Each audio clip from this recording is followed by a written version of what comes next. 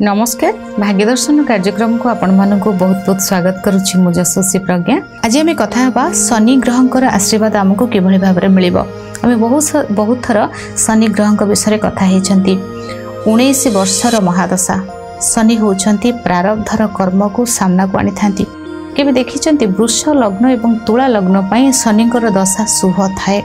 बेले बेले आमर कर्म अनुसार मध्य शनि ग्रहंकर रिजल्ट माने परिवर्तन होई थाए। किछोटी जिनस कहूची जिते बेले आमे जानि नाहंती आम प्रारब्ध रे आमे कोन कर्म करिसंती आ हमको से समय रे आमे शनि ग्रह को डरिबा हमको कोन कष्ट मिलिबो भय ए सब सेति पई शनि ग्रह कोन कोन देखिबे आपन को जेते बेले आसीबो आमे गोटे किछि भूल करथिबा हम बहुत भयभीत हो जांती किंतु हमको सेही अनुसार दंडटा मिलेनी आमे भय रे ही दंडटा काटि आम दंड होची आम भय सेटा होची से शिक्षा दियंती कि एही भूल आगु को करिवार नाही। ठीक अछि मु केतोटी रेमेडी कहूची आपन को करिवे सेटा आपन जेते बेले माने राशि तेलटा पूरा प्योर राशि तेल हेइथिबो जोठी पेड़ा जाउची ना सब प्योर राशि तेल बा आपन राशि नै कि ताको पेड़े की आनिबे।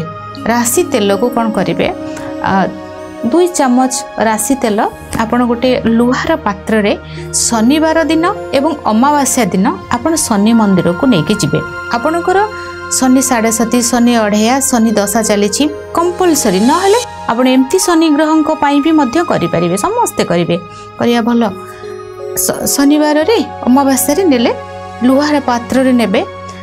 शनि ग्रहंकर जो पूजोटी मूर्ति तांकर पूजा पाउछंती तांकर बाम पादर शनि होउछंती आमर शरीर रो राइट पार्ट हैला रवि लेफ्ट पार्ट हेले शनि शनि हेले लेफ्ट पादर तांकर जो कनिष्ठ लिटिल फिंगर रही पादर सेई पाद पाखरु आपण से जो ओम संग शनिश्चराय नाम कहिकी ओम संग शनिश्चराय नाम कहिकी तांकर जदि आपण टच करि परिबे आपणकर एठी नै तेल नै तांको पादरे से कनिष्ठ आंगुल रे एमती टच करेबे सब नेबे रखिबे ओम संग शनिश्चराय नाम कहिबे सेटा रखला परे सेटा ऑटोमेटिक तार माने तळ को खसी आसीबो माने आंगुठी रु तळ को खसी आसीला सेटा को आपण करिवे। और जदी आपण को अलाउ नाही आपण जाई कि तांको को टच न करि परिबे तो जे पूजा करथबे तांको कहिबे से जो कटोरी आपण लुहार कटोरी ने जाईथिबे से तेल को माने से तांकर बाम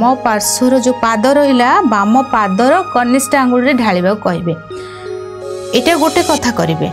आउ एक कथा होची एटा गला फास्ट कथा। द्वितीय कथा हला आपनकर जो माने जोठी सब लुहा कार्य होची जोठी लुहा को तत्ते की बाडे कार्य करूचंती जोठी की लुहा जिंस तयारी होची जो जगह रे जो माने तयारी करूचंती लुहा जिंस केबे भी तांकर भी किछि नीड थिबो खाद्य रहेला कपड़ा रहेला किछि जिंस थिबो तांको सहित टिके समय बीती तांकर कथा पचारिबे कोन नीडी अछि तांको केबे 3 मास को थरे करंतु ना 6 मास को थरे करंतु ना जिबे आ तांकर जहा दरकार थिबो केबे तांको सहित कथाई जो माने सड़की माने से केवल लुहार कार्य करूछंती तांको ही तांको सहित दुख सुख शेयर तांको दुख से सुख शेयर को तांको सहित से करिवे तांकर कोन जिंसडा दरकार तांको देकी आसीबे।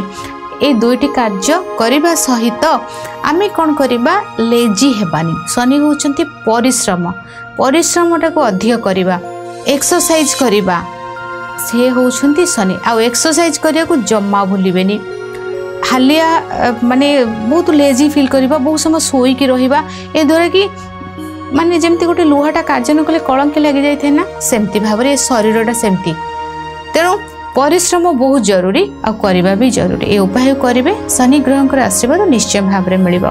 आज समय हो जाइछि भाग्यदर्शन कार्यक्रम को एठी रखुछि विदाय नउछि नमस्कार।